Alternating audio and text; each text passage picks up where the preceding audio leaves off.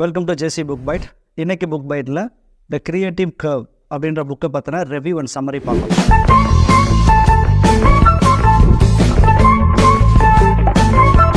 So first creativity அப்படின்றத நான் டெக்னிக்கலாக பார்த்தோன்னா, ஏதோ ஒரு ப்ராப்ளத்துக்கோ இல்லை ஏதோ ஒரு விஷயத்துக்கோ சடனாக நமக்கு ஒரு பல்ப் மூவ்மெண்ட் வரும். டிங் அப்படின்னு ஒரு பல்ப் அடிக்கும். இல்லைன்னா ஒரு ஆஹா கண்டுபிடிச்சிட்டாங்க, அது சரி, ஆஹான்னா என்ன அர்த்தம் அப்படின்னு அந்த ஆஹா மூமெண்ட் வரும். ஸோ இந்த மாதிரி மூமெண்ட் எல்லாமே நான் டெக்னிக்கலாக சொன்னோன்னா தட் இஸ் கால்டு க்ரியேட்டிவிட்டி. டெக்னிக்கலாக சொன்னோன்னா ஒரு விஷயத்துக்கு நம்மளால் சொல்யூஷன் இம்மீடியட்டாக இல்லை சடனாக ஒரு எக்ஸைட்டடாக கொடுக்குறோம் இல்லையா, அதுதான் வந்து க்ரியேட்டிவிட்டி. ஸோ ஆத்தர் இந்த புக்கில் என்ன மெயின் பண்ணுறாருனா, க்ரியேட்டிவிட்டிங்கிறது பிறக்கும் போதே வர்ற ஒரு குவாலிட்டி கிடையாது, அதை டெவலப் பண்ணிக்கலாம். பட் க்ரியேட்டிவிட்டிங்கிறது எல்லாத்துக்குள்ளேயும் இருக்கும். பட் அந்த க்ரியேட்டிவிட்டியை க்ரியேட்டிவ் சக்ஸஸாக மாற்றுறது எப்படி அப்படின்றது தான் main base of the book. So first IQ லெவலுக்கும் க்ரியேட்டிவிட்டிக்கும் சம்மந்தம் இருக்கா அப்படின்னு ஒரு டெஸ்ட் பண்ணுறாங்க. ஸோ ஃபஸ்ட் என்ன பண்ணுறாங்கன்னா, ஒரு 297 பேர், கொஞ்சம் பேர் யூனிவர்சிட்டி ஸ்டூடெண்ட்ஸ், கொஞ்சம் பேர் வந்து மக்கள், நார்மல் லோக்கல் பீப்புள், இவங்கள ஃபஸ்ட்டு ஐக்யூ லெவல் என்ன அப்படிங்கிறத டெஸ்ட் பண்ணி லிஸ்ட்டு போட்டுக்கிறாங்க. அதுக்கப்புறம் சில ப்ராப்ளம் கொடுத்து யார் வந்து நிறைய சொல்யூஷன்ஸ் கொண்டு வராங்க அப்படின்னு செக் பண்ணும்போது 86க்கு மேலே ஐக்யூ லெவல் உள்ள எல்லாருமே 150க்கும் மேலே ஐக்யூ லெவல் இருக்கிறவங்களோட லெவலுக்கு இவங்களாலையும் சொல்யூஷன்ஸ் கொண்டு வந்து கொடுக்க முடிஞ்சது in terms of how many solutions can be given, அதாவது குவான்டிட்டி அப்படின்ற பையங்கள. இதே மாதிரி இன்னும் சில ப்ராப்ளத்துக்கு யார் நல்ல குவாலிட்டியான சொல்யூஷன்ஸ் கொடுக்குறாங்க அப்படிங்கிற டெஸ்ட்லேயும் 100க்கு மேலே ஐக்யூ லெவல் யாரெல்லாம் வச்சுருந்தாங்களோ அவங்க எல்லாரும் 150க்கு மேலே இருக்கக்கூடிய ஐக்யூ லெவல் இருக்கக்கூடிய மக்கள் அளவுக்கு பர்ஃபார்மன்ஸ் பண்ண முடிஞ்சிச்சு. அப்போ இந்த இடத்துல பார்த்தீங்கன்னா ஐக்யூவுக்கும் க்ரியேட்டிவிட்டிக்கும் சம்மந்தம் இல்லை. ஏன்னா 86க்கு மேலேயோ 100க்கு மேலேயோ இருக்கும்போது அவங்களாலையும் 150க்கு மேலே இருக்கக்கூடிய ஐக்யூ லெவல் உள்ளவங்களோட அளவுக்கு பர்ஃபார்மன்ஸ் கொடுக்க முடியும். அப்படிங்கிறது தான் இந்த ஐக்யூ லெவலையும் க்ரியேட்டிவிட்டியும் வச்சு டெஸ்ட் பண்ணுறாங்க. க்ரியேட்டிவிட்டி அப்படின்றது பார்த்தோன்னா ஜீனியஸ் அளவுக்கு இருக்கணும் அவசியம் இல்லை. ஜீனியஸ் அளவுக்கு நம்ம ப்ராக்டிஸ் பண்ணோம்னாவே போதும் அப்படிங்கிறது தான் ஆத்தரோட ஒரு ஸ்ட்ராங் ஆர்கியூமெண்ட். அப்போ யார் வந்து க்ரியேட்டிவ் ஜீனியஸ் இல்லை க்ரியேட்டிவ் சக்ஸஸ் அப்படின்னு சொல்கிறோம் அப்படின்னா, யாரெல்லாம் அல்ல அவங்களோட க்ரியேஷன்ஸ் எல்லாமே பப்ளிக்கால் அக்செப்ட் பண்ணிக்கிட்டாங்க, இல்லை பப்ளிக்கில் ரெகனைசேஷன் கிடைக்குதோ அவங்க மட்டும்தான் க்ரியேட்டிவ் ஜீனியஸ், இல்லைனா க்ரியேட்டிவ்லி சக்ஸஸ்ஃபுல் அப்படிங்கிறத ஆத்தர் மென்ஷன் பண்ணுறாரு.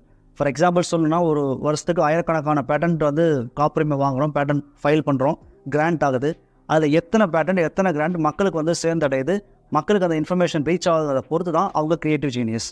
ஃபார் எக்ஸாம்பிள் அந்த காலத்தில் எடுத்திங்கன்னா தாமஸ் ஆல்வா எடிசன் வந்து பல்பை கண்டுபிடிச்சார். பல்பை கண்டுபிடிக்கும் போது அவர் வந்து த க்ரியேட்டிவ் ஜீனியஸ் அப்படின்னு சொல்லி இப்போ வரைக்கும் நம்ம பேசிக்கிட்டு இருக்கோம். காரணம் என்னென்னா, அந்த பல்புங்கிறது மக்களால் ஏற்றுக்கொள்ளப்பட்டது. இப்போ ஸ்டீவ் ஜாப் ஃபெயிலியர் ஆகிட்டார் அப்படின்னா, விச் மீன்ஸ் ஆப்பிள் ஃபெயிலியர் ஆகிருக்கு அப்படின்னா, ஸ்டீவ் ஜாப்ஸ் வந்து ஒரு க்ரியேட்டிவ் ஜீனியஸ் கிடையாது.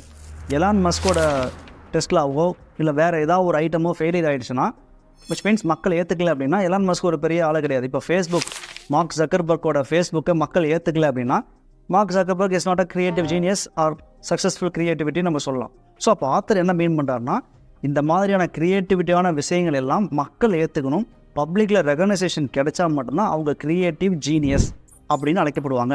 அப்படிங்கிறது தான் ஆத்தரோட ஒரு இம்பார்ட்டண்ட் பாயிண்ட்.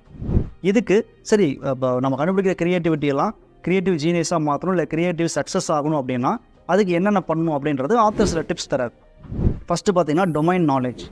ஃபார் எக்ஸாம்பிள், இப்போ நம்ம ஏதோ ஒரு விஷயத்தை வந்து க்ரியேட்டிவாக பண்ணுறோன்னு ட்ரை பண்ணும்போது அதுக்கு முன்னாடி அல்ல இப்போது கரண்ட்டில் என்ன இருக்குது அப்படிங்கிறத நம்ம சர்வே பண்ணணும். விச் மீன்ஸ் அதை பற்றின நாலேஜ் இருக்கணும். ஃபார் எக்ஸாம்பிள், இப்போ நம்ம ஒரு ஆர்ட் நமக்கு நல்லா வரைய தெரியும் அப்படின்னா அது நம்மளோட க்ரியேட்டிவிட்டியும் வச்சுக்கலாம். இப்போ ஆர்ட் வரைய தெரிஞ்சால் மட்டும் நம்ம க்ரியேட்டிவ்லி சக்ஸஸ்ஃபுல்லாக அப்படின்னா கிடையாது. ஏன் அப்படின்னா, நம்மள மாதிரி ஆயிரக்கணக்கான ஆர்டிஸ்ட் வெளியில் இருக்காங்க. அப்போ அவங்கள காட்டிலும் நம்ம புதுசாக ஏதாவது பண்ணணும் அப்படின்னா அந்த டொமைன் நாலேஜ் நமக்கு இருக்கணும். ஸோ என்னென்ன டைப் ஆஃப் பெயிண்டிங் இருக்குது, என்னென்ன டைப் ஆஃப் பெயிண்டிங்ஸ் ஆல்ரெடி வந்துருக்குது, ஆயில் பெயிண்டிங்னா என்ன, கலரிங்ஸ்னா என்ன, மாடர்ன் பெயிண்டிங்னா என்ன, இந்த மாதிரி விஷயங்கள் எல்லாம் தெரிஞ்சால் தான், என்ன இருக்குதுன்னு தெரிஞ்சால் தான் நம்ம என்ன இல்லைங்கிறத வெளிக்கொண்டு வர முடியும். அப்போ டொமைன் நாலேஜ் அப்படி இருக்கணுங்கிறது தான் ஃபஸ்ட்டு பாயிண்ட் வந்து ஆத்தர் மென்ஷன் பண்ணுறாரு. ரெண்டாவது பாயிண்ட் என்ன சொல்கிறார் அப்படின்னா, gatekeeper, which means who decides your publication. For example, நம்ம ஒரு நல்ல ரைட்டர் அப்படின்னா அந்த ரைட்டிங்கை யார் பப்ளிஷ் பண்ண போகிறாங்க, அப்போ பப்ளிஷ் பண்ணுறவங்களும் டிசைட் பண்ணுறாங்க. ஃபார் எக்ஸாம்பிள், இந்த ரொமான்டிக் நாவல்லாம் பார்த்தோன்னா பல வருடங்களுக்கு முன்னாடி அது ஒரு திருட்டுத்தனமாக வித்த ஒரு புக்காக இருக்கும். பிகாஸ் அதில் கொஞ்சம் செக்ஷுவல் கான்டென்ட்லாம் இருக்கும் அப்படின்றதுனால அது பெருசாக பப்ளிக்கில் இல்லை பெரிய பப்ளிஷர்ஸ் யாரும் பப்ளிஷ் பண்ண மாட்டாங்க. ஸோ 2007 எப்போ அமேசான் கிண்டல், இந்த இபுக் ரீடிங் சாஃப்ட்வேர்ஸு அப்ளிகேஷன்ஸ்லாம் வர ஆரம்பித்த உடனே என்னாச்சுன்னா, இந்த மாதிரியான romantic novels including the sexual content இது எல்லாமே பார்த்தீங்கன்னா புக்காக நிறைய பப்ளிஷ் ஆச்சு. அப்போது அந்த புக் கண்டென்ட் வரத்துக்கு முன்னாடி வரைக்கும் இவங்க இந்த ரொமான்டிக் நாவல்ஸ் எழுதுகிற யாருமே வந்து பெரிய ரைட்டிங் ஜீனியஸாவோ இல்லை க்ரியேட்டிவ் ரைட்டர்ஸாவோ கன்சிடர் பண்ணல. ஏன்னா பப்ளிக்கில் அவங்க ஏற்றுக்க முடியல. பட் ஏன்னா பப்ளிஷர் ரெடியாக இல்லை பப்ளிஷ் பண்ணுறது. பட் இப்போ பார்த்தீங்க அப்படின்னா இவங்களே ஓன் பப்ளிஷ் பண்ணிக்கலாம். இந்த மாதிரி அமேசான் கிண்டல் இல்லை மற்ற ஐட்டத்தில் 2015 எடுத்த ஒரு சர்வேல 60% மேலே இந்த மாதிரி ரொமான்டிக் நாவல்ஸ் எல்லாமே சேல் ஆனது இந்த மாதிரி புக் ரீடர்ஸ் தான். அவுட் சைட்லேயோ இல்லை பப்ளிஷர் மூலியமாவோ பெரிய லெவலில் இந்த sexual contents which means romantic novels including sexual contents வந்து பெரிய லெவலில் பப்ளிஷ் ஆகலை. தேர்ட் வந்து இண்டிவிஜுவல் அப்படிங்கிறது நம்மளுடைய க்ரியேட்டிவிட்டியை how well we are reaching to the public, நம்மளால் எப்படி வந்து பப்ளிக்கிட்ட அதை கொண்டு போக முடியுது, கம்யூனிகேட் பண்ண முடியுது அப்படிங்கிற விஷயமும் இன்க்ளூடட் இந்த க்ரியேட்டிவ் சக்ஸஸ். நம்ம ஸ்டீவ் ஜாப்ஸ் வந்து ஐபேட் இன்ட்ரடியூஸ் பண்ணும்போது கூட ஒரு டாக் சொல்லியிருப்பார். ஜீன்ஸ் பேண்ட்டில் நிறைய பாக்கெட் இருக்கும், ஒரே ஒரு பாக்கெட் மட்டும் சின்னதாக ஒரு ரெக்டாங்கிள் ஷேப்பில் இருக்கும். அப்போ அந்த பாக்கெட் எதுக்கு அப்படின்னு பார்த்தோம்னா ஐபேட் வைக்கிறதுக்கு அப்படின்ற மாதிரியான ஒரு டாக் கொடுத்து ஸ்டீவ் ஜாப்ஸோட இன்ட்ரொடக்ஷன் டாக் அந்த அபவுட் த ப்ராடக்ட்டு பெரிய லெவலில் பேசப்பட்டுச்சு. அதுக்கப்புறம் அதை பார்த்து நிறைய புக்ஸே வந்துச்சு. For example how to talk like Steve Jobs, இல்லை ஸ்டீவ் ஜாப்ஸ் மாதிரி எப்படி சேல் பண்ணுறதுங்கிற மாதிரி நிறைய புக்ஸே அது ரிலேட்டடான வந்துச்சு. விச் மீன்ஸ் தட் எப்படி ஒரு விஷயத்தை நம்ம பப்ளிக்கில் கொண்டு போய் ரீச் பண்ணுறோம் அப்படிங்கிறது தான் 3வது பாயிண்ட், விச் மீன்ஸ் இண்டிவிஜுவல்.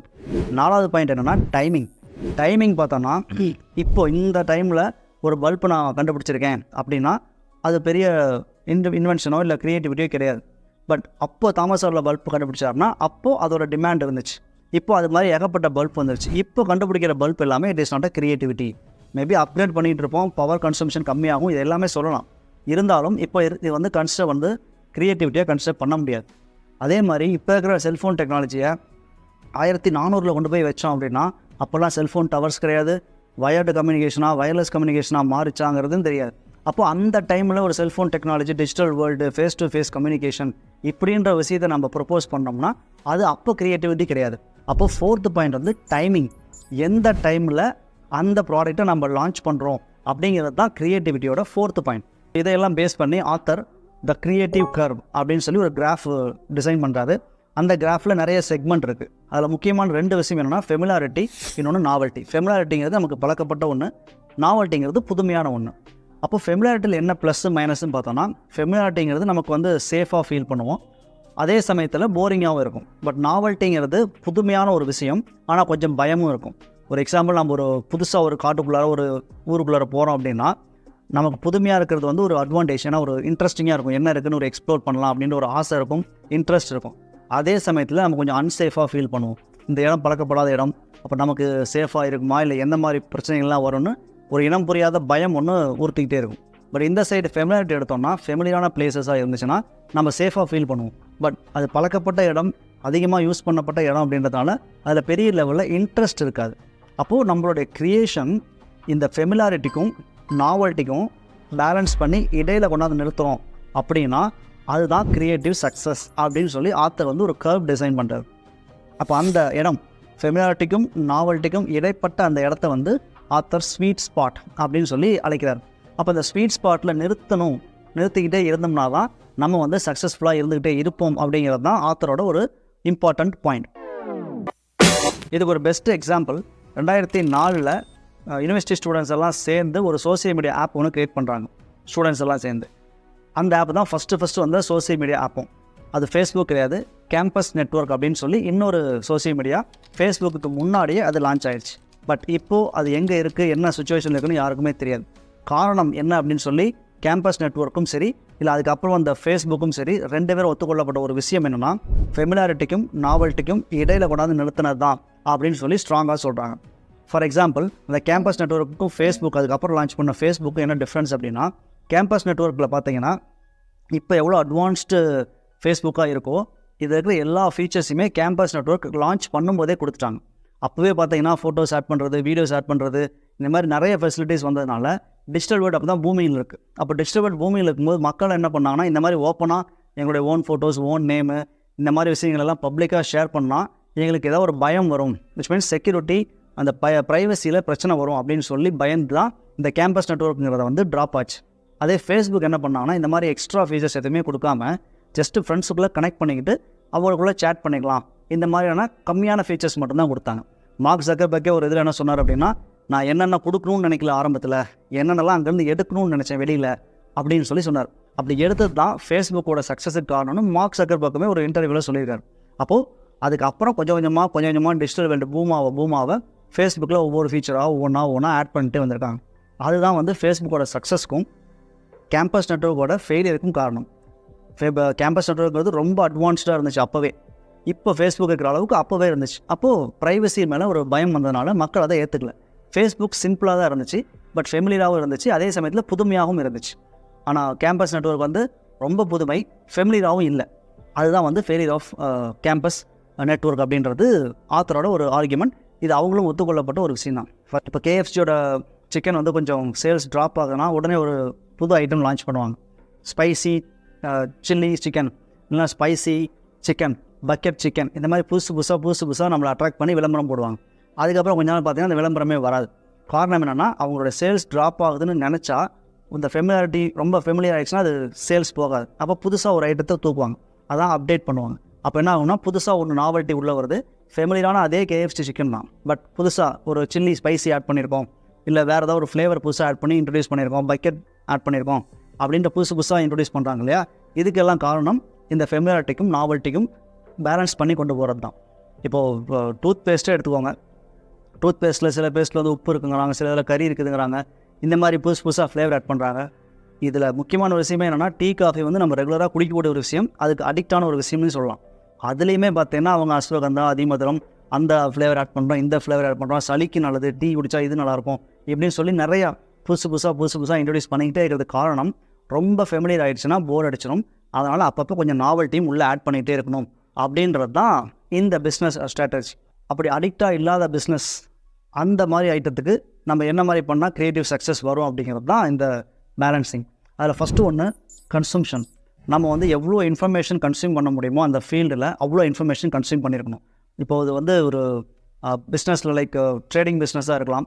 அப்போ என்னென்னா, இதுக்கு முன்னாடி இந்த ஸ்டாட்டிஸ்டிக்ஸு, டேட்டாஸு இதெல்லாம் தெரிஞ்சதுன்னா ஷேர் மார்க்கெட்டோ இல்லை ட்ரேடிங்கோ எப்படி மேலே கீழே போகுன்றதை நம்மளால் ப்ரிடிக்ட் பண்ண முடியும். அப்போ அவ்வளோ டேட்டா வந்து நமக்கு தெரிஞ்சிருக்கணும். ஸோ நிறைய டேட்டா நமக்கு தெரிஞ்சிருந்துச்சுன்னா ஆட்டோமேட்டிக்காகவே நம்ம வந்து இதுதான் நடக்கும்ன்றதை ப்ரிடிக்ட் பண்ண முடியும். ஸோ இந்த ப்ரிடிக்ஷனை தான் வந்து க்ரியேட்டிவிட்டி நம்ம சொல்கிறோம். பட் ஆக்சுவலாக என்னென்னா, லாட் ஆஃப் இன்ஃபர்மேஷன் நம்ம கன்சியூம் பண்ணுறது மூலயமா ஆட்டோமேட்டிக்காக நம்ம பிரெயினே டீகோட் பண்ணி இதுதான் அடுத்து நடக்க போகுது அப்படிங்கிற விஷயத்தை முன்னாடியே அறிவிச்சிடும். தட் இஸ் கால்டு க்ரியேட்டிவிட்டி அப்படின்னு சொல்கிறோம். ஸோ இந்த க்ரியேட்டிவிட்டிங்கிறது எப்பவுமே உள்ளிருந்து தான் வரணும்னு அவசியம் இல்லை. என்வரான்மெண்ட் மூலியமாகவும் டேட்டாஸ் மூலியமாகவும் நம்மளே ஆட்டோமேட்டிக்காக நம்மளை அறியாமலே அந்த ஆஹா மூமெண்ட் வரும் இல்லையா, அது வெளியே வரும். அதை நம்ம க்ரியேட்டிவிட்டின்னு சொல்கிறோம். இந்த க்ரியேட்டிவிட்டியில் நியூரோ சயின்ஸ் என்ன சொல்லுது அப்படின்னா, நம்மளோட லெஃப்ட் பிரெயின் லாஜிக்கல் இல்லை அனாலிட்டிக்கல் திங்கிங்கும், ரைட் சைடு க்ரியேட்டிவ் பிரெயின் நம்ம சொல்கிறோம். இப்போ ஒரு ப்ராப்ளத்தை நம்ம உள்ளே கொடுக்கும்போது நம்ம லெஃப்ட் பிரெயின் ரைட் பிரெயின் ரெண்டுமே வேலை செய்யும். பட் ப்ராப்ளம் என்னென்னா, நம்மளோட left brain logical thinking brain இருக்கு இல்லையா, இதோட கனெக்ஷன்ஸ் வந்து ரொம்ப ஸ்ட்ராங்காக இருக்கும் compared to right side brain. அப்போ லெஃப்ட் சைட் பிரெயின் வந்து டாமினேட் பண்ணிடும் ஒரு ப்ராப்ளத்தை நம்ம கேல்குலேட் பண்ணும்போது. அப்போ லாஜிக்கலாக அனாலிட்டிக்கலாக திங்க் பண்ணி சொல்யூஷன் கொடுத்துருவோம். அதே சமயத்தில் ரைட் பிரெயினும் அதுக்கான சொல்யூஷனை உள்ளே ப்ரிப்பேர் பண்ணிகிட்டு இருக்கும். ஆனால் ரைட் பிரெயினோட ஹெமிஸ்பியர் வந்து வீக் கனெக்ஷனாக இருக்கும், ரொம்ப கனெக்ட் ஆகிறதுக்கு ரொம்ப டைம் எடுத்துக்கும். லெஃப்ட் பிரெயின் வந்து ஸ்ட்ராங் கனெக்ஷன், குயிக்கான ஆன்சர் கொடுக்கும் இந்த மாதிரி ப்ராப்ளத்தை சால்வ் பண்ணுறதுக்கு. ஆனால் அதே சமயத்தில் ரைட் பிரெயின் அதுக்கான சொல்யூஷனை உள்ளே வச்சிருக்கும். ஸோ எப்போ வந்து லெஃப்ட் பிரெயின் வந்து ஃபெயிலியர் இந்த சென்ஸ் அதுக்கு ஒரு சொல்யூஷன் ப்ராப்பராக கொடுக்க முடியலையோ, அப்போ இதோட ஆக்டிவிட்டி எல்லாமே டவுன் ஆகிடும். ஸோ அதுக்கப்புறம் அந்த விஷயத்தையே மறந்துட்டு நம்ம பைக்கில் போவோம், இல்லை பாத்ரூமில் குளிச்சுட்ருப்போம், இல்லை ப்ரஷ் பண்ணிகிட்டு இருக்கும்போது சடனாக நமக்கு தோணும். அதுக்கு காரணம் என்னென்னா, எப்போ இந்த லெஃப்ட் பிரெயினோட ஆக்டிவிட்டி ஃபுல்லாக டவுன் ஆகி ரிலாக்ஸேஷன் மோடுக்கு வருதோ, அப்போ இந்த ரைட் சைடில் ஆல்ரெடி சொல்யூஷன் உள்ளே இருக்கும் இல்லையா, அது சடனாக பர்ஸ்ட் ஆகி வெளியே வரும். இந்த சடனாக பர்ஸ்ட் ஆகி வெளியே வர்றது தான் நம்ம நியூரோ சயின்ஸில் என்ன சொல்கிறாங்கன்னா இந்த ஆஹா மூமெண்ட், இல்லைனா யுரேக்கா மூமெண்ட் அப்படின்னு சொல்கிறோம். பட் ப்ராப்ளம் என்னென்னா, லெஃப்ட் பிரெயின் வந்து டாமினேட் பண்ணிடும் ரைட் பிரெயினை விட. அப்போ நியூரோ சயின்ஸும் கால்குலேட் பண்ணி தான் அந்த க்ரியேட்டிவ் மூமெண்ட் வரதை தவிர சடனாக வர்றது இல்லை அப்படின்னு தான் அவங்க மென்ஷன் பண்ணுறாங்க. அப்போ செகண்ட் பாயிண்ட் பார்த்தோம்னா இமிட்டேஷன். ஸோ இமிட்டேஷன் எப்படி ஒர்க் ஆகும்னா, இப்போ நம்ம மூவிஸ் எல்லாம் பார்த்தோம்னா, வெளியில் ஏதோ ஒரு மூவிஸ் நல்லா சக்ஸஸ்ஃபுல்லாக இருந்துச்சுன்னா அதே பேட்டர்னை ஃபாலோ பண்ணி நம்ம ஊரில் மூவி எடுப்பாங்க, அது எடுத்து சக்ஸஸ்ஃபுல்லாகவும் வரும். இது வந்து காப்பின்னு சொல்கிறத விட இமிட்டேஷன் அப்படின்னு சொல்லலாம், இல்லை இன்ஸ்பைரேஷன் நம்ம சொல்லிக்குவோம். ஸோ இன்னொரு மூவிஸோட ஸ்டோரி லைன் இருக்கும், அதை நம்ம ஊருக்கு தகுந்த மாதிரி மாற்றி எழுதி நம்ம ஊருக்கு தேவையான நாவல்ட்டியும் உள்ளே போட்டு அந்த மூவி சக்ஸஸ் அடைய வைக்கிறாங்க இல்லையா, அந்த சக்ஸஸ் தான் வந்து இமிட்டேஷன். தேர்டு பாயிண்ட் வந்து பார்த்திங்கன்னா க்ரியேட்டிவ் கம்யூனிட்டி, விச் மீன்ஸ் ஒரு கம்யூனிட்டி வந்து ஸ்ட்ராங்காக பில்ட் பண்ணுறோம், க்ரியேட்டிவ் மக்களாக நல்லா சுற்றி இருந்தோம் அப்படின்னா அது வந்து நம்ம கிரியேட்டிவ் சக்ஸஸுக்கு ஒரு ஹெல்ப்ஃபுல்லாக இருக்கும் அப்படின்னு ஆத்தர் சொல்கிறார். இப்போ எலான் மஸ்க் இருக்கார் அப்படின்னா எலான் மஸ்க் வந்து அவரே எல்லா வேலையும் செஞ்சிட மாட்டார். அவர் ஒரு நூற்றுக்கணக்கான எம்ப்ளாயீஸை வச்சுக்கிட்டு அவங்க ஒரு க்ரியேட்டிவ் டீமாக மூலிமா தான் இந்த க்ரியேட்டிவ் சக்ஸஸை அச்சீவ் பண்ண முடியும். ஒரு ஆள் எலான் மஸ்க் மட்டும் நினச்சா அந்த சக்ஸஸ் கொண்டு வர முடியாது. அவர் கீழே இருக்கிற ஆயிரக்கணக்கான மக்களும் சேர்ந்து தான் பண்ண முடியும். அப்புறம் 4th பாயிண்ட் வந்து ஐட்ரேஷன் அப்படின்னா திரும்ப இப்போ ஃபார் எக்ஸாம்பிள் ஒரு புதுசாக ஒரு ப்ராடக்ட் லான்ச் பண்ணணும் அப்படின்னு முடிவு பண்ணிட்டு ஒரு ஐஸ்கிரீம் ப்ராடக்ட் லான்ச் பண்ணுறோம் அப்படின்னா அந்த ஐஸ்கிரீமில் என்ன ஃப்ளேவர் ஆட் பண்ணுறதுங்கிறது ஃபஸ்ட்டு பாயிண்ட். ஒரு எக்ஸாம்பிளுக்கு இப்போ இந்த ஏரியாவில் பார்த்தீங்கன்னா ஆல்மண்ட் நிறையா சாப்பிடுவாங்க அப்படின்னா அந்த ஆல்மண்டோட வந்து ஐஸ்கிரீம் ஆட் பண்ணணும்.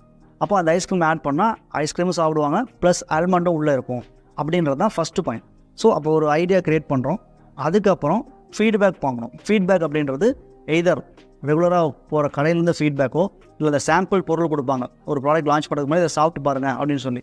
ஸோ அதில் வர்ற ஃபீட்பேக்கு ப்ளஸ் நம்ம பியர் குரூப்ஸ், ஆர்கனைசேஷனல் குரூப் இவங்களோட ஃபீட்பேக்கு இது எல்லாத்தையும் எடுத்து மறுபடியும் ரீகன்ஸ்ட்ரக்ட் பண்ணுவாங்க. இது ஒரு டைம் தான் பண்ணுவாங்களா அப்படின்னா கிடையாது. ஒவ்வொரு டைமும் இதை பண்ணிக்கிட்டே இருப்பாங்க. ஒவ்வொரு ஃப்ளேவராக ஆட் பண்ணுறது. இந்த 4 ஸ்டெப்பு தான் ஒரு க்ரியேட்டிவ் சக்ஸஸை வந்து ஸ்ட்ராங்காக கொண்டு வருமே தவிர வெறுமனே ஒரு சின்ன க்ரியேஷன் இல்லை நம்ம ஒரு க்ரியேட்டிவிட்டியாக ஒரு விஷயம் பண்ணுறோன்னா அது மட்டுமே சக்ஸஸ்ஃபுல்லாக முடியாது. பப்ளிக்கால் அக்செப்ட் பண்ணிவிட்டு அந்த ஃபெமிலாரிட்டிக்கும் நாவல்ட்டிக்கும் இடையில் கொண்டாந்து நம்ம நிறுத்தினோன்னா அதுதான் வந்து சக்ஸஸ்ஃபுல் க்ரியேஷனாக இருக்குமே தவிர வெறுமனே creation is not a successful அப்படின்றதான் ஆத்தரோட ஒரு இம்பார்ட்டண்ட் நோட். ஸோ